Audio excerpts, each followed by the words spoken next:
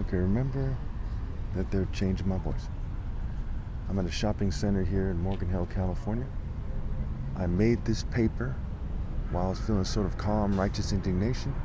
It's not very diplomatic, but I'm sure we can agree it's fair for me to say these things, especially after all I've been through and the fact that when I look at the world, I don't see any culture that's anywhere near doing the right thing. So why one? Manning up and going up as a martyr. So let's look at how it's partially explained in Revelation 16. It goes like this. Now these are my own words here. I kind of translated for you, deciphered for you, what have you. The first trumpet. As I see things with the figurative seven eyes, right, a certain profound spiritual sense of things, with an emphasis on certain ideas, wisdom, insight, certain aspects of what's going on, what have you. And my seven default strengths and powers. Okay, they hit people, and people become ugly inside and outside to the careful observer. And they are sore losers. They are child molester and slave losers, having faith in a pure evil, childish and dumb governing class. Now some of you might be confused about that. They say, how are they having faith in the governing class? Because they chose to follow him and to not be martyrs and to not rally to me and so on and so forth.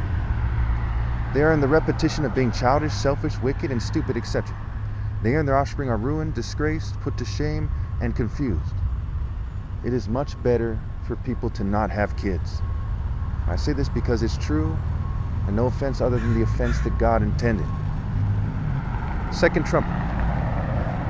The spirit of people, also known as the sea of people, dies, and they are pathetic, fairy-like cowards, betas, nerds, craftsmen, brutes, etc., and there's nothing worthwhile in their being. Now, there's a difference between being someone who is a skilled laborer in the divine order and somebody who's in rebellion. The third trumpet, their offspring, right? It talks about the springs of water, their offspring. The bloodline of their offspring is evil, right? The bloodline of their offspring, right? Their offspring bloodlines are permanently ruined,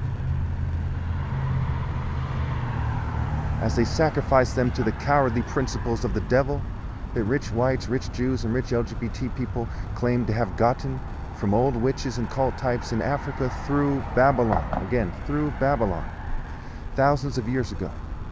Certainly my martial art ancestors did not do witchcraft, but some people in Africa did.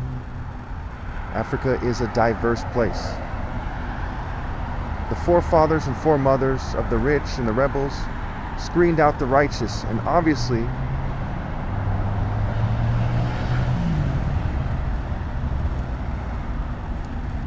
that's evil.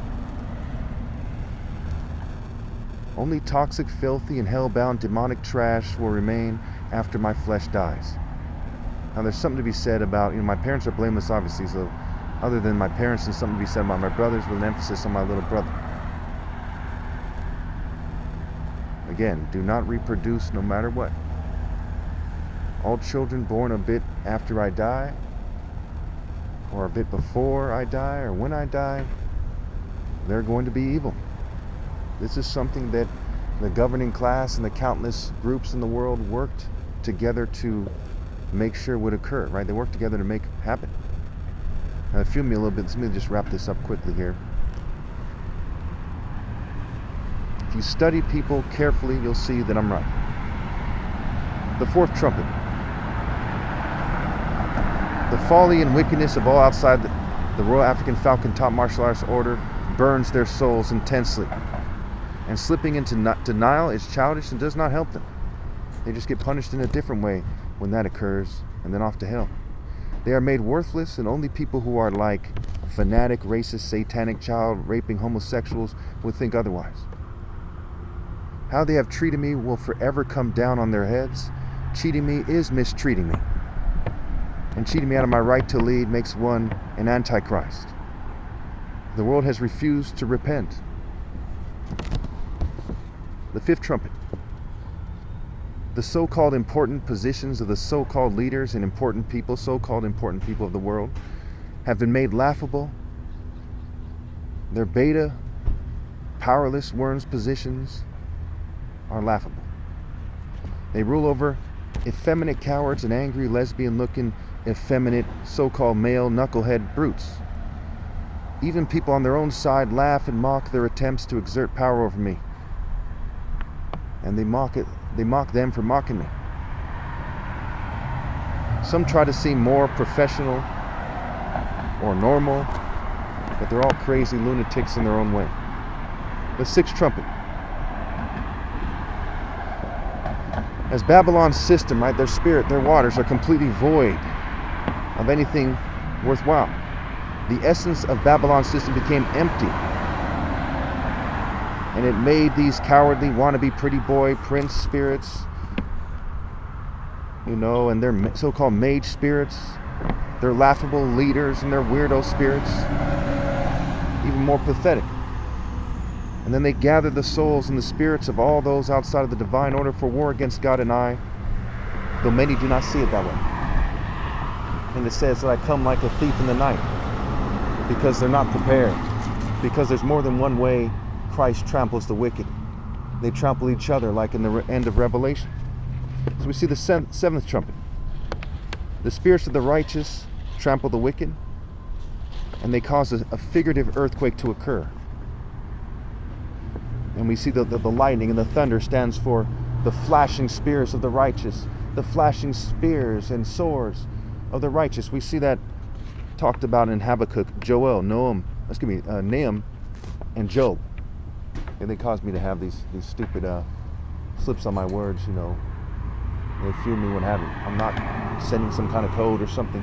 They cause that to occur as part of their stupid game. So then, of course, you see Revelation 17:18. It describes the filth that they're in, the filthy state, a prostitute, a priest, the filthy, corrupt waters. Then on to Revelation 18, where they're complaining about this situation. They're crying about the situation they're in, trying to stand far off, but the kings of the world are part of the beast. It's explained in Revelation 17. Revelation 19 occurred in 2016.